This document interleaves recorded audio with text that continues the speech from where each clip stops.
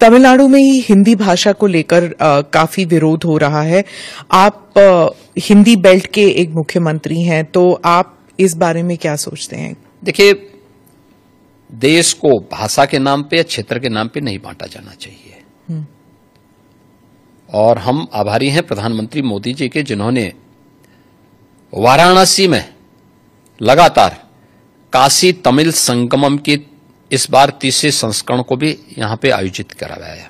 यानी एक तरफ काशी है और उत्तर प्रदेश है, जिसमें काशी तमिल संगमम का आयोजन हो रहा है। तमिल भारत की प्राचीनतम भाषाओं में से एक है और इसका इतिहास उतना ही पुराना है जितना संस्कृत का इतिहास है। हर भारतीय के मन में तमिल के प्रति श्रद्धा और सम्मान का भाव है, क्योंकि भारत की विरासत के बहुत सारे तत्व आज भी उसमें मौजूद हैं।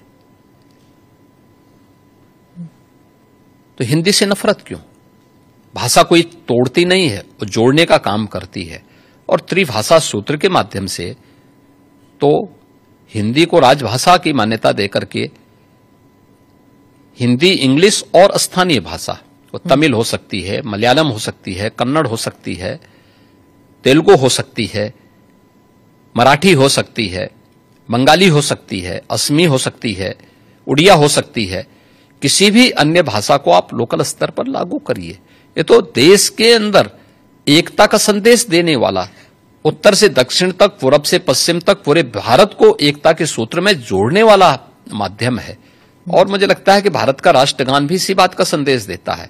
ये केवल एक संकीर्ण राजनीति है। जब इन लोगों के वोट बैंक खिसकते हैं तो ये लोग इसी प्रकार की क्षेत्रीयता की और भाषाई आधार पर बांटने की दुर्भिसंधि करते हैं। जनता जनार्दन को देश की एकता के लिए इस प्रकार के किसी भी षड्यंत्र से हमेशा सचेत रहना चाहिए।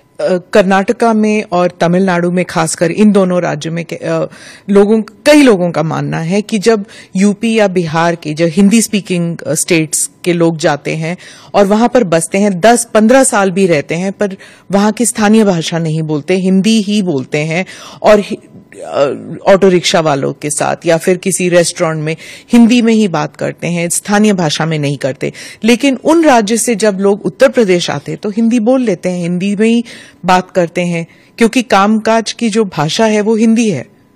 तो क्या समस्या आ रही? मैं कहता हूं कि हमें हर भाषा को सीखना चाहिए। हम तो यहां उत्तर प्रदेश के विश्वविद्यालयों में तमिल भी पढ़ा रहे हैं, तेलुगु भी पढ़ा रहे हैं, कन्नड़ भी पढ़ा रहे हैं, मलयालम भी पढ़ा रहे हैं।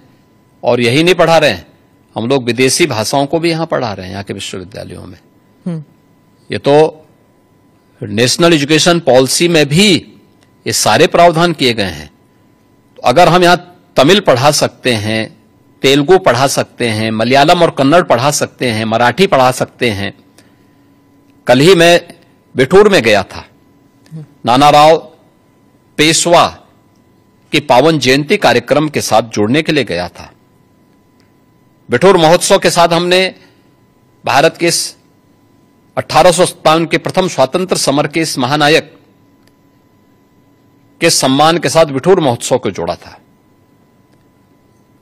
नानाराव पेशवा के ही महल में बचपन में महारानी लक्ष्मीबाई ने तीरंदाजी भी सीखी थी, युद्ध कला सीखी थी और वहीं से उन्होंने युद्ध के सारे गुण सीखने के बाद फिर 1857 में अंग्रेजों को परास्त किया था। अगर हम इन सभी भाषाओं को उत्तर प्रदेश के विश्वविद्यालयों में पढ़ा सकते हैं तो तमिलनाडु के विश्वविद्यालय में भी अगर हिंदी पढ़ा दी जाए, क्या बुरा है? मुझे लगता है कि हमें थोड़ा विराट स्वरूप रखना चाहिए देश के लिए। कुछ क्षण तो देश के लिए निकालो। चंद्रबाबू नायडू ने भी यही कहा कि जितनी भाषाएं सीखना चाहते हैं आप, सीखना चाहिए। अच्छी बात की, हम अभिनंदन करते हैं।